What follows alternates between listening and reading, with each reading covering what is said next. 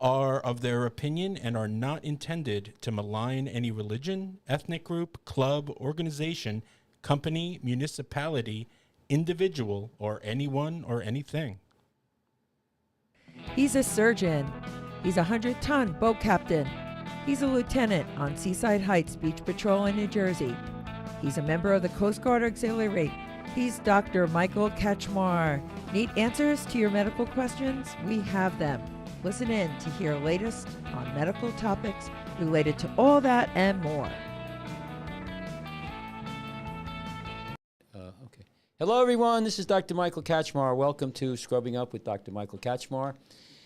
Today's date is what's today's date, Jeremy? 9/6, 2024 AD. No, it's 7. Excuse September me, 7th. 7. I'm sorry. Yeah. Today is September 7th, year of our Lord, 2024 AD. That's right. And this is I'm Dr. Michael Kachmar. This is a video podcast.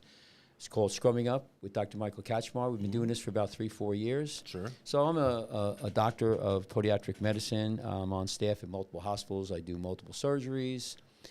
I've been in practice for over 30 years. I have multiple offices. And we talk about medicine, but also a little bit where medicine and politics come together. Collide. We collide, right. Yeah. Jeremy, just hit where it says live streaming and see. No, right there. Hit that thing and see. Make sure. Just click on that for me, please. There you go. Okay, that's not what we want. All right, you get out of that. Sorry. Anyway, I just want to say good morning to everyone. We're in our Toms River location. Yep. And Undisclosed. Jeremy, you want to say hello? Yeah. Say hello to everybody. Hi, everybody. I'm your old pal Jeremy. You know me. I've been hanging out with this guy for Let me have that. Yeah, let me have Yeah. that. Yeah. How long you been hanging out for me for? several years now. See, that's where you hit it, Jeremy. See that one there? Oh no, yeah, we're just doing a little housework here. See, it's all green. Yeah, Streaming. yeah, Okay, you hit it right here. See it? Right Yeah, there. I get All right, here you go. So, Jeremy, how long have we been together now? It's got to be like. We've been doing 4 this years, for- 5 years, 6 years? No. I was thinking more closer to 7 years. Wow. Yeah. Wow. All right. Well, so anyway, that's good. So we have some things we want to talk about today. We'll get right into it because we have Dr. Snyder coming in at 10 o'clock. Dr. Snyder, yeah. Not 10 o'clock, 11 o'clock, excuse me. It's 10 o'clock now. And she's just a quick plug, her show is called Radio Free America with Dr. Barbara Schneider. You can go to Dr. Barbara Schneider's Facebook page and just like it, and you'll get notifications when we go live. Yeah. So let's go to the whiteboard today. Don't try not to move everything. So we're going to talk about today is cannabis use directly linked to head and neck cancer. We're going to talk about a little bit about this briefly. And, marijuana use in the United States, it's not federally legalized, but states are legalizing it. And there's shops around in New Jersey here open up all over the place. And I'll give you a quick story about my cannabis story. We went over these my wife's friends, and they're in their 70s, and the husband was involved in a motor vehicle accident, so he has some pain. So the son, who is a hospital administrator, got him some gummies, and so they took the gummies, the both of them, and they're not drug addicts or anything like that. They drink a little bit, wine for dinner. And they told a story where that they got so paralyzed. They were at the dinner table, and when it kicked in, they couldn't move. Both of them couldn't move. They couldn't even call the police for, an ambulance. They couldn't get off the table. They couldn't move their arms. So they were basically Paralyzed? Yeah, well, they couldn't move. They were so stoned out of their mind. And I asked them for the bottle. They got it from the store, dispensary, and it was like 99 milligrams of THC. So it was almost a gram. I mean, they had a huge dose. So, marijuana now is the amount of THC, like in a marijuana, when you smoked back in the day, it was 4 milligrams of THC. Now you could get it, now it's 40, 50, 70, 80. 99. I mean, you're talking a lot of milligrams. I mean, a gram of, so they... It's not really good. I mean, it's not really good unless you get like 95 grams. You listen, I'm just telling you is that the amount of it's different. So what has changed is not only is it legalized in many states, very accessible, Very accessible. and super duper powerful Sure. and potent. It is potent. And you know, you're fooling yourself if you think that it's not going to hurt you. There was somebody sent me an email saying, I've been smoking since, you know, I was a young kid. I'm 59 years old, and I have no problems right now. I'm healthy. Well, I could tell you how many people who've been in my office who are, you know, said the same thing. I'm smoking a pack a day, 2 packs a day, and I'm fine. Wait, are we talking about cigarettes now? Yeah, cigarettes. Okay. So, yeah, and marijuana, and when you smoke a marijuana, you know, you smoke marijuana, it's the same carcinogens as tobacco. Okay, I'm sorry, there is. You go look it up, go to CDC, you know, go look at the science if you talk about that. We have a poster here somewhere where back in 1946, there was a Time magazine article in the back of the magazine that said 7 out of 10 doctors prefer, you know, Camel cigarettes. Camel cigarettes. Yeah. And they, for years, 70s. There's a doctor up there holding one in between his fingers. He's happy, looks relaxed. I don't know if we can see that there. No, I can't. I don't think we have the picture now. Get it up there. but here's the thing, Jeremy, with the cigarettes, right? The industry, the cigarette industry, on 70s and 80s. No, it doesn't cause cancer. There's no problems. Now, I don't think too many people will tell you that smoking cigarettes don't cause cancer. Now, tobacco, chew, and stuff like that, it's a little different. I mean, there's more of a chance of causing tongue and throat cancer. But tobacco does have, you know, some benefits. And you got to remember, that was the drug of the 18th or 17th century. You know, when the Europeans came to the United States, tobacco was being grown. And what was snuff? That's tobacco. Same thing. It was tobacco. That became, and what you do is you sniff it. You sniff it. You put it in your hand. And in fact, part of your hand here is called the anatomical sniff box. You put it right in there and you sniff it like that. A little groove between your thumb and your... And, you know, people use that stuff like crazy. But my point is about marijuana now is that it's very available. And so now they're coming out with a lot of studies because there have been a lot of people using it. And you got to differentiate between several things now. Marijuana use, eating it orally, you know, taking it orally. Yeah. Vaping it is another way. And then the third way is smoking it. The vaping has been dropping down because even vaping with cigarettes, because vaping is very dangerous and it hurts your lungs, and you know, a lot of people are backing off. So you're kind of left with regular smoking the marijuana and or taking a gummy. The problem with the gummy, and they're probably going to work on this, is that the absorption is difficult. It's not guaranteed. It's not regular. It's not predictable. So you know what happens. You take a gummy, an hour later, you say, I don't feel nothing. So you take another one, you know. And then it next thing you know, you're stoned out of your mind. Yeah. And then how long that stays in your blood system. There's this case where a girl took a gummy, I think Saturday night. She, you know, got high. She was responsible. But Monday morning, she went to work, drive to work. She got in a car accident where 2 people died. You know, she hit another car, and they took her, and she got injured. They took her to the hospital, and now at the hospital they do blood testing for marijuana and alcohol, and she had elevated THC levels, and they indicted her for vehicular manslaughter. So you know. I mean, that's from my own experience with it. You know, I for a while I was vaping, and I just didn't really like it. You know, so I switched to the edibles. Right. But what you said about the edibles is 100% right.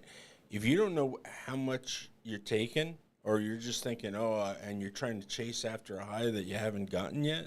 Yeah, I mean that's very dangerous because I took 2 gummies at once. One because I figured I'm a big guy. I probably need more, right? Right. I was high that night, and then the next day I was high all day long. Yeah. See, that's the problem. Yeah. The problem is that I mean, alcohol. There's a lot of things when we talk about drugs. You know what I mean? Right. There's the long-term effect, the short-term effect, but the impairment effect. We're talking about impairment right now. You drink at night.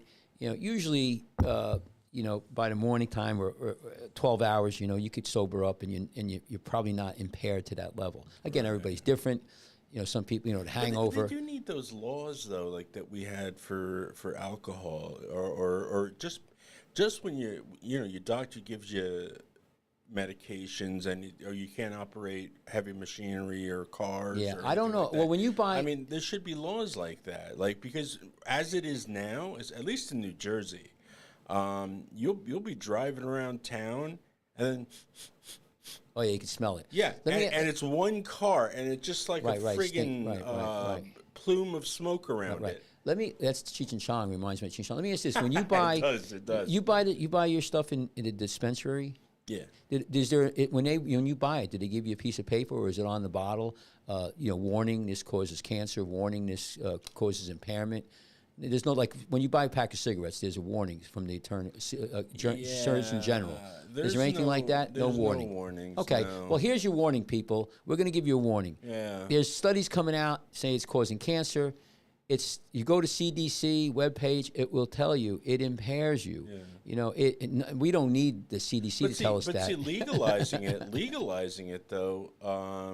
Now legitimizes it. Yeah, it legitimizes it, and people are skipping in. Yay! It's okay for me. Well, remember remember years ago, the Reagan years and Bush years. It was the incidentally. It was used to say just don't do drugs. Say no. Say no. Say no. Now the mantra is the catchphrase or the philosophy is just know your drugs. Yeah, that's know stupid. your drugs. That's stupid. So get educated, so this way you don't kill somebody. What were you going to say about the? But here, let me. Let's. Reagan is what I was going to talk about.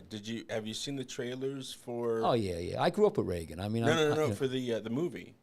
Oh no, I got to watch. Yeah, that'd be on. Yeah, Dennis Quaid plays Ronald Reagan, and it's him going in from leaving from the movies into politics. Yeah. And I want to see that so bad. I'll give you one thing about Reagan, because you could go. There's a lot of clips out there.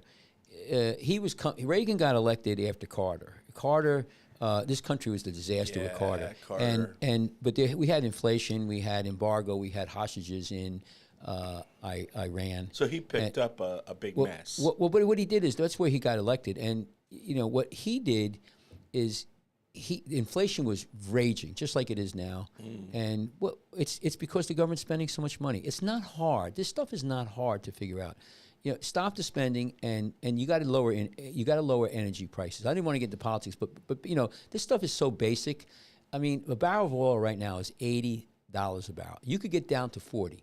And I get people on the internet go, oh, why would the oil companies want to lower the prices on oil? I mean, on gasoline and make profit? They has nothing to do with that. They could go with volume. If I'm getting ExxonMobil is getting $5 a gallon gas, what happens is you get less people buying that gas. It's expensive. You lower the price, you get volume. They make money. They were making money during the Trump years, and so you lower the energy costs. That all across the board, because everything in this country. How do you think your loaf of bread gets to your Stop and Shop? It's delivered by a truck. Stuff gets done wherever it's built, and for that matter, anything. Stuff in China comes across on a ship with diesel fuel. You got to have trucks drive it here. Cranes moving. So everything works on diesel, and the United States is not going to get rid of fossil fuels. My point is that raises the prices on everything. You lower that, things will come around. And with inflation, I had a patient in my office the other day, and a young guy, he's 25 years old. And he goes, I can't wait. They're going to lower the interest rates, because the government was talking about that. And he says, then I could get a house. So I said to him, well, you understand, if the interest rates go down, inflation now is going to go up. So you go from 6% to 4%, you get that mortgage, but your house is going to increase by. I said so. And now you got Harris talking about giving new home buyers $25,000. Oh yeah. Where is that coming from? Well, but I'll take even. And how is that not going to raise inflation? Right. Well, just people will raise the houses prices. But here's another thing, Jeremy. That's fine, $25,000, but you're buying a $700,000 house. You still don't. You can't make the mortgage. No, I know. If the inflation, you're not making enough money at the job. and everything costs. I was just down in South Jersey. I was down near West Creek, and there's a development of houses. These houses are small. There's, to me, looking from the highway, maybe they're even 2,000 square foot, and there's a sign that says starting at 700,000, and this is in the boonies somewhere. Anyway, let's go. But that $25,000 thing, that's going to trip up a lot of young people who are saying, "Oh, this is great. I'll get this. We'll have some money in our pockets." They're going to do it all wrong. Well, they're going to vote for her because of that. Well, I'll tell all the Gen Z. Well, that was her answer to Trump not taxing tips. She needed something. All right, well, I'll tell the Gen Z out there if anybody's listening. Yeah. Right now, you have two wars going on. The one in Ukraine and Russia is very hot, and depends on who you read, what statistics. 300,000, 400,000 men have died. No, I know they have died. But see, we don't see any footage from that anymore. No. But let me make my point about. So what's going on there now? Well, but listen, they're killing each other. But my point is that if you're Gen Z and you're going to vote for Harris, I want to make a link between the war and you voting for Harris and the outcome that's going to happen. Harris gets in, that administration in Walsh, they're going to push this war and continue to push a war. Now, I don't know. I'm not saying good or bad, but what the Ukraine government needs is troops. They need troops. Where are they going to get the troops from? It's a money.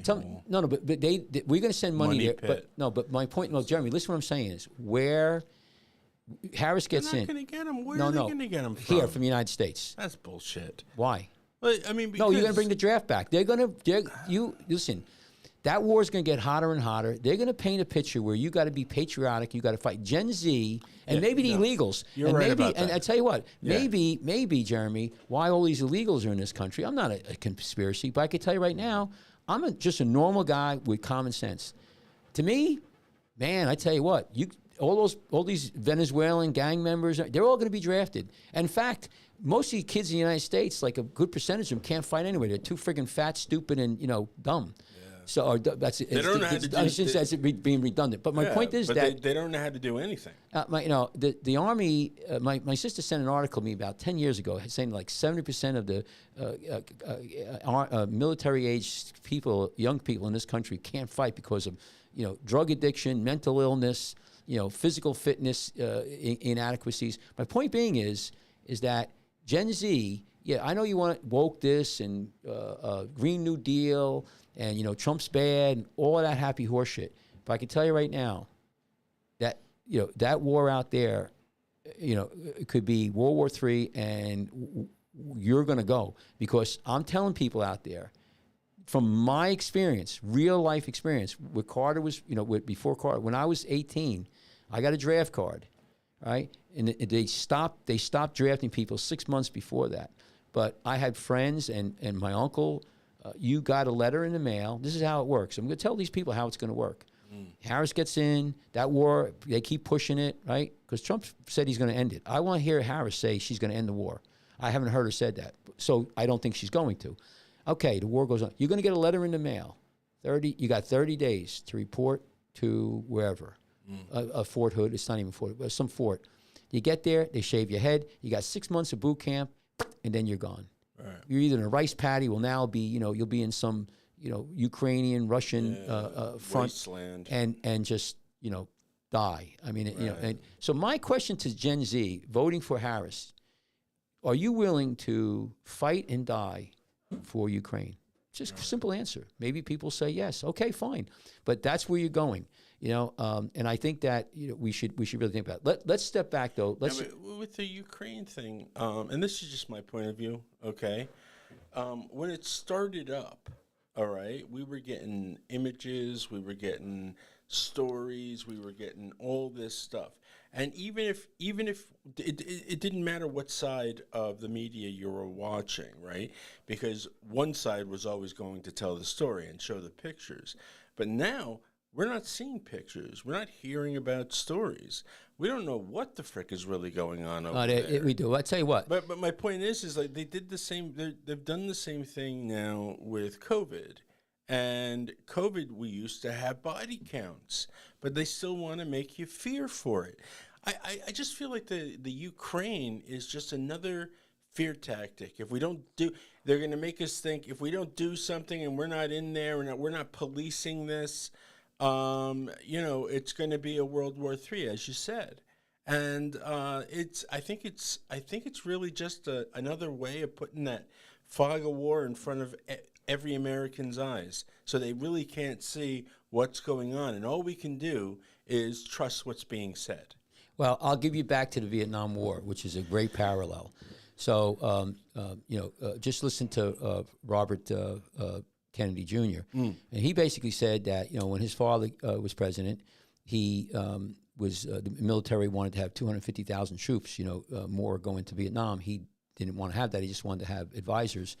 After about 75 advisors got killed, he tried to pull them out, and 30 days later, he's dead.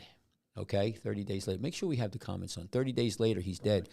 And what do you call it? Johnson came in and puts 250,000 troops in, and then who's that put in?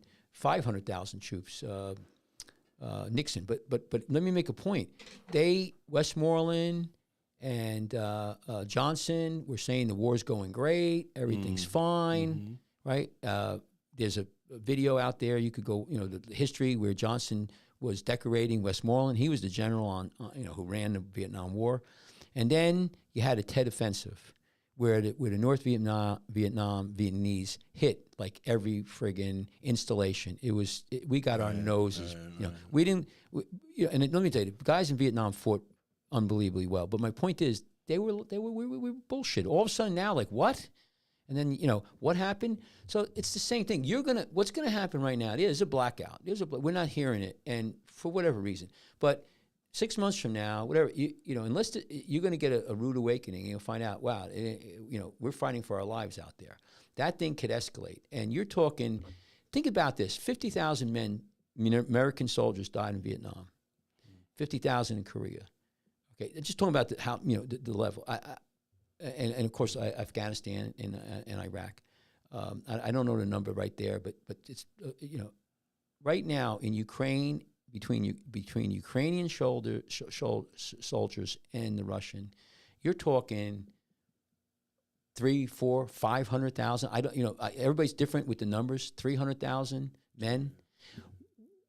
People are dying. These are young people dying, with mothers and wives and children on both sides, and we're paying for it. And I asked the question, and I want to end this because I want to get my cannabis. What for? What? What? I don't. What are we fighting for over there? Yeah. Okay. And all I'm telling is this: Gen Z, who's going to vote for Harris, I don't see her stopping the war. In fact, I think not just her, but the Republicans. I don't think she has the power or the will or the political, policy to end that. They're going to feed it, which means, mark my words, they're going to need troops. Germany's going to have to send troops. England's going to have to send troops.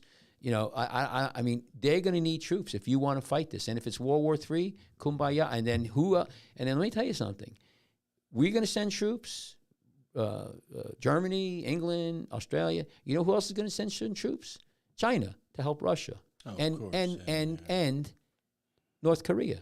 Yeah, troops North Korea has. So my point is that this is crazy. So hey, listen, kumbaya, go vote. Go vote for Harris. I could care less anymore. I mean, you're stupid. Why would people vote for things that are against their best interests? I don't know. And I think what happened is there was an old movie I watched many years ago where the smart people stop having children, and the dumb people just keep multiplying, and and then it gets to the point where 100 years nobody can fix a car. I mean, the whole society, everybody's walking around. I got a buddy who wears a mullet, and I always bust his ass because everybody's walking around with mullets and everything. It's supposed to be, it's just an indication of being dumb. There's a movie called Idiocracy. Yeah, that's it. That's was probably that one. it? Yeah. Okay, listen, let's go. Well, Let's before we go on, my last word on Harris. We have to take a step back and look at this woman. They started rewriting her history like moments after President Trump got shot in the head. Okay, And now it's old. So she's saying these crazy things like, I'm going to lower the cost of food when I'm made president. If I'm made president, that's what I'm going to do. And everybody's saying, well, you're in the office now. Do it now. Right. Well, you created the problem to begin with. Right. You can't. You're right, and you can't. You're not going to go. So here's the thing. But my point is that, like, well, she can't do it. Number one, and she won't do it. People need to open their eyes and see the bullshit.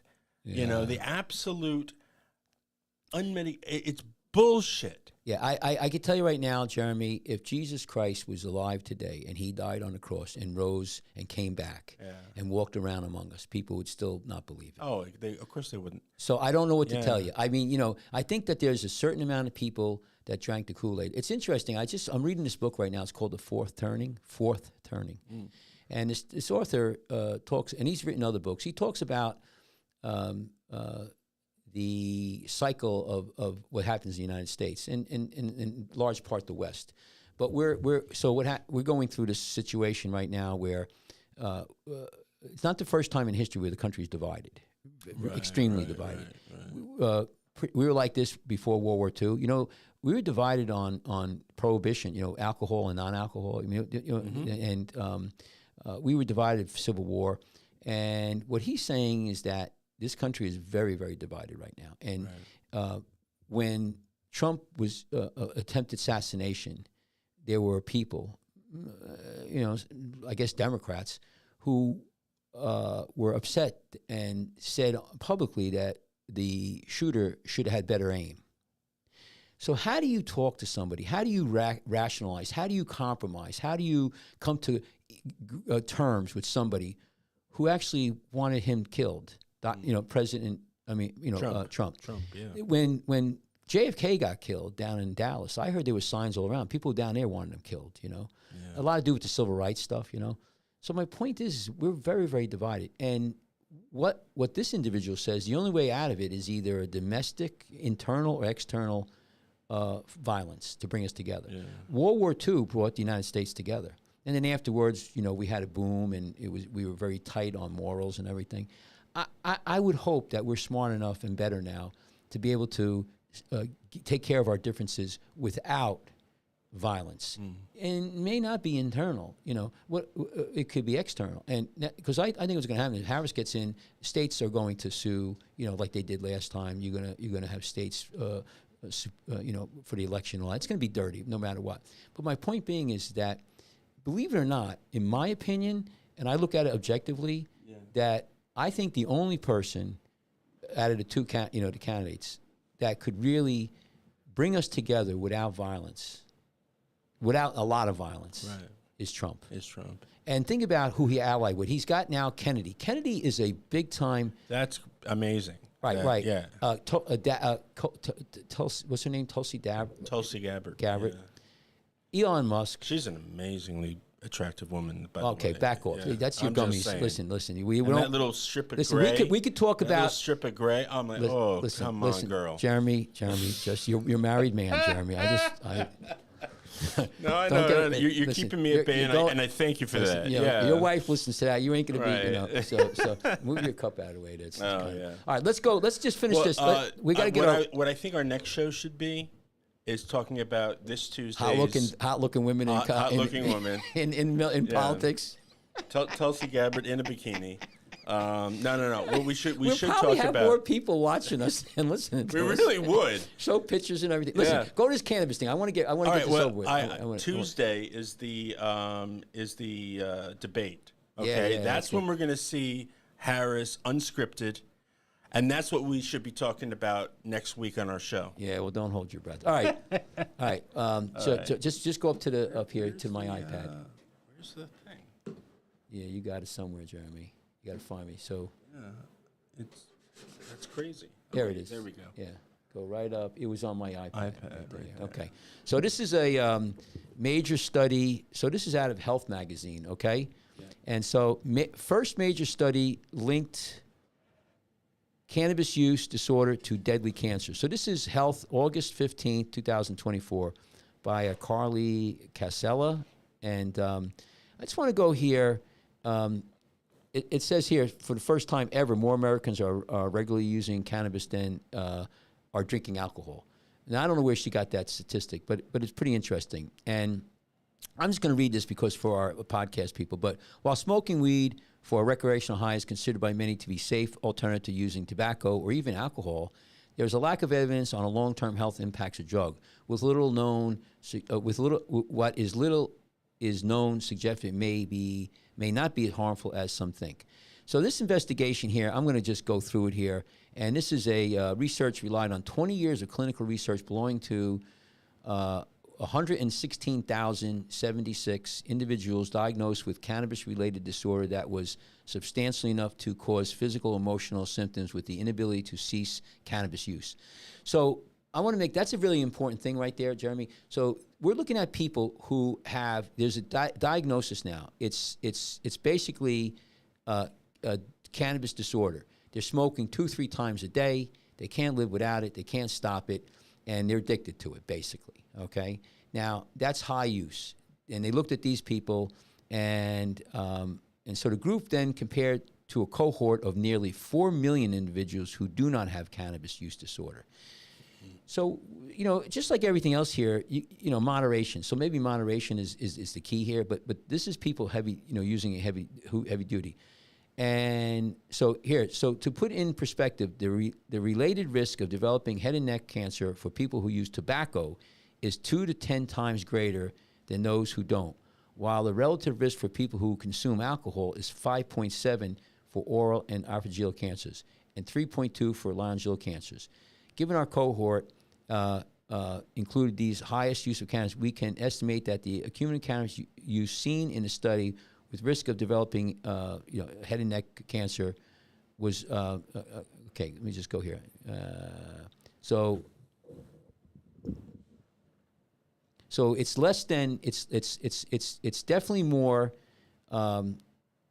less than alcohol and tobacco use, but greater than the normal population. So you say, okay, how bad is that? It's there, and it's not.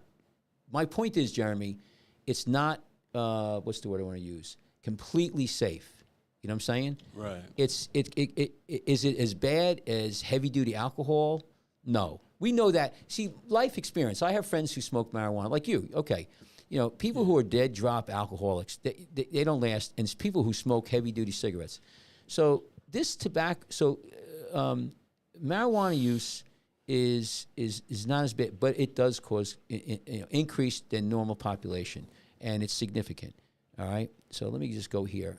I'll give you another one here. This one here. So this is another one from Health. This is NBC News Health. Heavy cannabis use may increase the risk of certain cancers, new study finds. So this one was done, this is August again, 2024. They all came out because they were all banging off this, these that came out. So regular heavy marijuana use may increase the risk of developing some head and neck cancers, a study published. Also, by the way, cardiac, a lot of heart disease. I want to know what happens when you take one swig of olive oil at night. Yeah. You see that? Yeah, look at that dude. He's just chugging it down. Yeah. So my point here is that so here it says the cannabis users in this study were more likely to develop all types of head and neck cancer except hypolaryngeal cancer, type of lower throat cancer, compared with no users. And it goes on and on and on. I just want to show you one more here. What got you thinking about this particularly? Cannabis use linked to head and neck cancer. What I'm saying? Why am I doing this? Yeah, no. I mean, how did you get here? That's my point. Well, because I see. Get rid of me. Go back to me. To me. I want to make a point about this. Just go back to my So here's the thing. Here's the thing about cannabis use, and why I'm concerned about. Have you ever smoked it? I experimented when I was in high school, maybe once or twice. Okay, that's fair. And here's the deal about marijuana use right now. I'm looking at a perspective. Talk about bullshit like Kennedy now, talking about the farm, and kids are sick. So, couple things we have right now. Worse than the '80s. The drug overdoses. Now it's for fentanyl. But a lot of people, and the CDC says that marijuana is a gateway drug. I've never heard that before. That's what they have studies. You can shake your head. Yeah. I'm telling you what the CDC says. Heavy dose, young kids, it's pushing them into other drugs. It's a push drug. That's what they're saying. But here's the thing. You have 180, 150, over 100,000 people dying every year for the past 3-4 years of drug overdoses. You have increased ADA, Alzheimer's, not Alzheimer's, what do you call it? Juvenile diabetes, obesity, autism. I mean, it goes on and on. Just go look at what Kennedy's book, Robert Kennedy Jr.'s book, The Real Dr. Fauci. Yeah. Right. Why all is this happening? Dr. Schneider talks about him and that book a lot. Right. So let me just finish this. So what I'm saying is that how marijuana use now is increasing. Mm-hmm. And the CDC is banging the drum. More people are having cardiac heart attacks, needing stenting at a younger age in the 30s. You have mental disorders. You have more drug overdoses. And marijuana, was always considered very safe. And I know people have been smoking it for years and years, but cigarettes were same thing with cigarettes. I'm old enough to remember. They fought. There's no problems with cigarettes. I've been smoking. You got the caption in 1946, Time magazine. Doctors actually hawking, advertising, supporting cigarette smoke, and not just cigarette smoking, but what kind of brand. Oh yeah. So not just doctors though. They had cartoon characters. Yeah. For Camels specifically, Joe Cool. Right. I'll make a prediction with my crystal ball. I should bring out the crystal ball. Remember Johnny Carson? Kids probably don't even remember. He'd bring out Karnak. Karnak. That's what we should do. We should have a skit here. We should do a Karnak thing. And I can tell you right now, 20 years from now, whatever, 30 years from now, whenever it's going to be, the state of New Jersey and other states are going to be suing. Or going after the marijuana industry because of the illnesses that it caused. Do you know that every cigarette sold in New Jersey is taxed with basically a fine because it causes cancer in so many people that the state of New Jersey wants to have money to recoup to pay for these patients, especially if they don't have any insurance. So marijuana is not that safe. I mean, just either alcohol, either cigarettes. So how bad is it? Is it as bad? Maybe not. We'll have more studies, but it ain't, and it's not nothing. I mean, 10 years ago, my friends would tell me, Mike, marijuana is a plant. It's safe. I go to them, well, that's a stupid statement. Heroin's a plant. It's a poppy. Yeah. I don't understand what the hell you're talking. Cocaine is a plant. I mean, so what the fuck does that mean? I could give you, it's just stupid, it's stupid. So, but that philosophy. So I would just tell people, you know what? You're going to smoke marijuana. I don't agree with it. I don't think it's, good, but you better go moderation. The other thing is, from a legal standpoint, state of New Jersey and other states now, you get in a car accident, somebody gets killed, they have a way to test you. They take your blood, and you say, I don't want to give it. They'll put you down and take it from you. And they'll see the levels, and then you will get indicted for manslaughter, and and that's pretty heavy duty. That's against my religion. I'm what do they call that? A Christian Scientist. Yeah, well, can't do that to me. Well, let me tell you something, Jeremy. The Gen Z, when I told you about when they get the draft card, and I was talking to this girl, and on the internet, she's like, "Who are you guys to say, take my body? The government could control my body, but no government should ever control my body." I said, I kind of agree with you on that one, but I tell you what, go to Ukraine. We bring the draft back. The government is going to take your ass, your body, my body, whoever. You got to go to Fort. It's not going to be my body. And if you don't, if they draft you and you don't go, they put you in jail. And then they, 6 months boot camp, and they send you out and you're fighting. Go talk to the people who fought in Vietnam, where their body rights were. They had no rights. You basically, you're drafted and that's it. I mean, people volunteered. Anyway, So I think it's an interesting thing. I just wanted to make a point that marijuana is not as safe. I would, at this point, recommend moderation. If you're going to do marijuana, moderation is the way to go, and just be careful with it. All right, let's just shoot. Topic. Next topic, real quick here.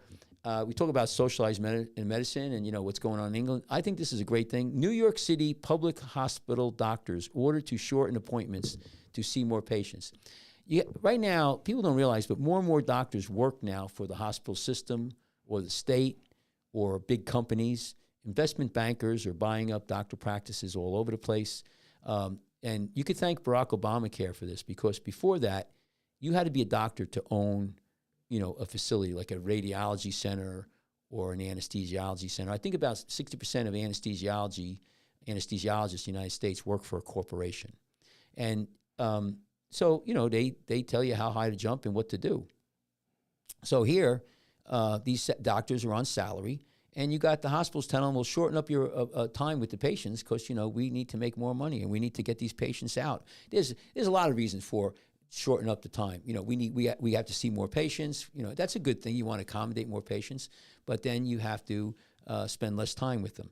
And it goes on here. If you want to read this article, it's out of it's by Caroline Lewis, 14 days ago. I don't know what the date is here.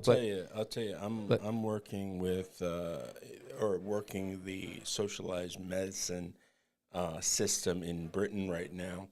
My dad. Go back to you. My dad has dementia. Trying to get that diagnosed, it's almost impossible. I've had the nursing homes there tell me that the hospital system is pretty much conveyor belt, right? I mean, but you see these people from Britain and everything like smiling from ear to ear about their socialized medicine system, and really it's the same shit, just disguised differently. That's it. And I know, because my dad has been cycling this system for almost a year now, and every single day I have to call over there and fight to try to get him into a better place. And meanwhile, my dad is suffering from dementia. I can't get them to even diagnose that. Well, you have no rights. See, here's the thing. What's interesting in England, I worked for the system for 10 years down in the British Virgin Islands. Okay. And I'll tell you, there's a so the socialized system has its good and bad. I mean, little common things are real good. Chronic illness, they're terrible at, and they ration. It's a budget. So every year there's a budget for the national health care system, and so you might wait 6 months for an MRI. You might wait a year or 2 years for a hip transplant. Good example is that when you go in the hospital, if anybody's ever been in a hospital in the United States, you go in, they do blood work on every day. Routinely they don't do blood work on patients going into the hospital in England. It's not cost effective. Right. A lot of things. I read a case where a friend of mine sent me it. Where a 14-year-old girl was sick. She went in the hospital. They didn't do any blood work on her, but she took an X-ray and she had pneumonia. They gave her antibiotics and they sent her home. Normally, and maybe she was a little bit older, but right around that age. And 4 or 5 days later, she was really bad, and they brought her in. She died, but at that point, they did blood work, and she was her sugars were 800. So she was an insulin-dependent diabetic, undiagnosed. Now, that would never have happened in the United States, because as soon as you come in the United States, you get a ton of blood work. But blood work costs money. Yeah. And if you have a budget, so you do less blood work and more hip operations, and things are missed in this country too. Don't get me wrong, but socialized medicine is again, Gen Z. Hey, vote for Harris. She wants to have a system where everybody gets the one insurance. That's Bernie Sanders. That program will crash and burn. And I'll tell you this: in England, you have the socialized system, and then you have a secondary system, which is So as doctors in England, you have to work for the system, but you also could work outside the system. And a lot of people, especially people who have money, they get their own insurance. Mm-hmm. And one of them is called Bupa, and it's called Bupa. That's the name of it. And you get that, And, I forget how many people are in England, but, if you look at the rich people, most people have the bupa, and they go to their private health care doctors, and they get the best care. And that actually, too, go out of the country. They go to the States, or they go wherever they want to go, and they get really good care. But, so they do that. And that's that. In this country, it's more complicated than I don't know if she can really actually do that, because I tell you a couple things in this country what you have. But anyway, let me get back to Obamacare. They make my point there. They set up the situation where you could have corporate entities, corporate businesses take over medicine. So, and that's what's happening in this country. And people who are making money are, still doctors are making money, but less doctors, and it's less doctors are making what they right, deserve. Unless you have it what right, they've earned. Right. What you're getting now, the money's going into the hospitals, the pharma, and people who supply the hardware. So. That's the way. Because your everyday Joe is used to thinking that doctors get paid so much. They all drive their Ferraris or Porsches, and all of that. But more and more now, doctors are struggling to get what they earned. I'll give you this. Here, let's just and this is, you make a good point, and I tell you where it's going. Years ago, you go to school, you go to college, 4 years of college, and you have to be bright and the best. So you have a talent. Then you get into med school, which was very competitive. You do 4 years of med school. So 4 years of college, 4 years of med school, and then let's say you want to be an orthopedic surgeon. You go 5 years, okay? You get paid during your residency, but not much. So now you're 32, 33 years old, 34, somewhere in that. Now you start working. Now, and you do heavy-duty stuff. You're doing surgeries that are high risk. You're working middle of the night. You're on call. And these are very stressful. And you have the talent, though. It's like, so you get paid real well. There's not a lot of people who could do that There's a lot, and that's a big thing. So, back those days, you make maybe 1.2, make over $1 million being an orthopedic surgeon. Today, no. Right. Now, 300, 250, 400, I would say in that range. And these, and doctors are working for companies. Yeah. And so not only are they making way less, you could say, well, that's still a lot of money. Okay, let me make the point. Yeah, it's a lot of money, and it's still good, but your brightest and best could go somewhere else now. Yeah. They ain't going to be a doctor. And because you can make that kind of money. But here's the thing, Jeremy, and then you got the lawyers now, you still got malpractice, you still have, and then these companies are going to tell you, just like right here, they're telling the doctors, you're spending too much time with the patient. You got to spend more time instead of, and why they're saying it. The articles, well, we have so many patients, we need to fit more patients in, so it's benefits to patients. How about getting more doctors, paying more doctors? Yeah. Well, that doesn't fit their paradigm, So that's why I brought that article up. It's really interesting that socialized medicine, like I said, she's going to try to do it, but she's going to. There's Harris. This country is very different, and it'd be a nightmare because you have workman's comp, right? So you get injured at work, that's a different type of insurance, coverage. Okay. Yeah. Then you have lawyers, malpractice. Then you also have license. My license is given to me by the state, not the federal government, unless you work like a VA. So every state has different laws, different things that a doctor could do.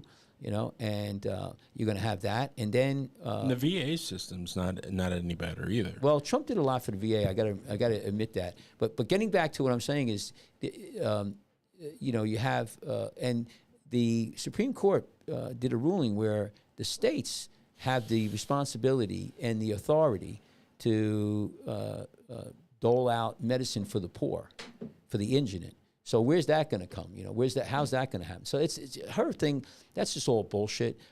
You know what? I think that what you need to do is get, I know this sounds blasphemous, but get corporate America out of medicine. Bring back the doctor-patient relationship, which is basically almost gone. Good luck with that, because corporate is anchored. All right, let's do one, because we're gonna we got about 15 minutes before. Yeah. I want to make this. This is an article that came out. Don't put it yet. Let me just start it. This is an article from this guy, Erwin. His last name is Chemerinsky. It's in the Los Angeles Times. I think he's professor. I have to look here, and so I'm going to give you here. So this is scary. This is where this country's going. So here, opinion. This is his opinion. We're living under a flawed constitution. FLAWED. Let's start fresh and rewrite it. Erwin Chemerinsky. Right. So let me read this here for the people on the podcast. No matter the outcome of November elections, it is urgent that there be a widespread recognition that American democracy is in danger and that reforms are essential. First of all, I just want to say, I don't know what they mean by democracy. I think what they're talking about, this individual is talking about, what's in danger is democratic socialist communism is in danger. That's what's in danger. Yeah. Anyway, no form of government lasts forever. That's a good way, really eye-opening way of saying it. Yeah. So now he said, here's another, no form of government lasts forever. That's true. But the founding fathers are hoping that this will last forever. So just because it never happened doesn't mean it can't. It would be foolhardy to believe that the United States cannot fall prey to the forces that have ended democracies in the other countries. Yes, it can, but we could avert it. Okay, so I'm just telling that guy right off the bat, I don't agree with him. Although the causes are complex, many of today's problems can be traced back to choices made in drafting the Constitution, choices that are increasingly haunting us. After 200 years, it is time to begin thinking of drafting a new Constitution to create a more effective, more democratic government. Well, first of all, I totally disagree. I'm not a scholar like this guy, but I just finished a book not too long ago. It's called Defender in Chief. Defender in Chief. That's how it's by John Yoo, Y-O-O. He's a professor, constitutional professor at UC Berkeley. And I would tell this guy here, read his book. And so I totally disagree. The Constitution was put together by very smart men. It was crafted over 10 years almost, and from 4,000 years of history. And give me something better. He wants to rewrite it, but right now you have the First Amendment, Second Amendment. I don't see how you change. Free speech is free speech. It's not flawed. He disagrees with it. See what I'm saying? Yeah. It's not flawed. He disagrees with it. Let me just keep going on here. So let me just hear so signs about that the American democracy is in serious trouble. Confidence in the institutions of American government is at an all-time low. The Pew Research Center has been tracking public trust in the government since 1958, and it's gone down. Okay, blah blah blah. It might and I just want to go here. The confidence in the institutions is because the institutions are corrupt. It's called greed. It's called lust for power. And the founding fathers saw this. That's why, there's that's why Trump exists. That's why Reagan existed. That's why you have people like us sitting here going, no, no, no, no. The system, you remember the old saying, don't throw a baby out with the bathwater? Yeah. Okay? Yeah, no, the Constitution is good. It's evolving and we're dealing with it. And, if you look at the Constitution today, and we're way off track from what it was. So it's been changed already. But you have a a system that has that most of the world emulates. And if you look at France, they keep doing their Constitution over and over. I mean, they're and that's now they're locking up people for disinformation. Can you imagine? Like, I would ask this guy, what are you going to change? The First Amendment? Like Harris just came out, Kamala Harris, about free speech. We're gonna end this, disinformation, bullshit. Free speech, the First Amendment, free speech. And I tell all Gen Z people, it's allowing speech that you do not like, that you do not agree with. That may be a lie. That may be disinformation. You have to let that go. I'm 67. I'm telling you, you get rid of the First Amendment and you start banning certain speech, we're fucked. Yeah. You are going to you talk about a civil war or but Mike, they've already started doing that. But the law hasn't changed. The only way they're going to do it is they have to listen. They're going to have if the law's not changed, but they're doing it anyway. It's still happening, right? But it's not going to last forever. Then you have a time thing. You have to understand. That's right.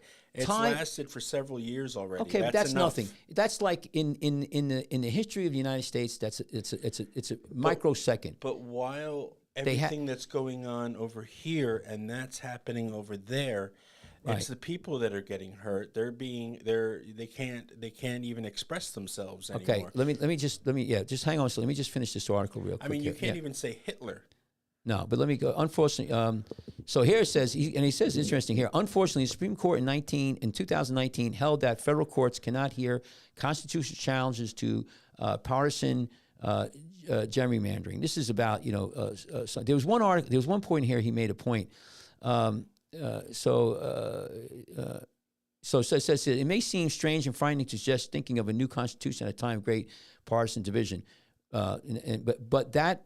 Existed in 1787 in many of the states. The Constitution was just barely ratified, but it was ratified. I do not minimize the difficulty of simply changing enemies, but we must face the frightening reality of the country's future if there are not major reforms. My hope is that looking at the abyss will be imprudence for being realized, need for action, and starting a long-term process of making this happen. So here it is. This guy is a contributing writer, opinion, and dean of the UC Berkeley School of Law. So he's no small potatoes. Right. And so, he knows so much more than I do. He's smarter than I am, very sure. Go back to me. Yeah. But I'm a meat and potatoes guy. I'm a common sense. Just you got to go up here. I know. It gets trapped in that window. Yeah, right there. There you go. Yeah, thank you. And so what I wanted to say. Okay, what I wanted to say about that, and we got to pack this in, is that the Constitution and the Bill of Rights, what we have in this country is the best in the world. This country is great. We're fine. We're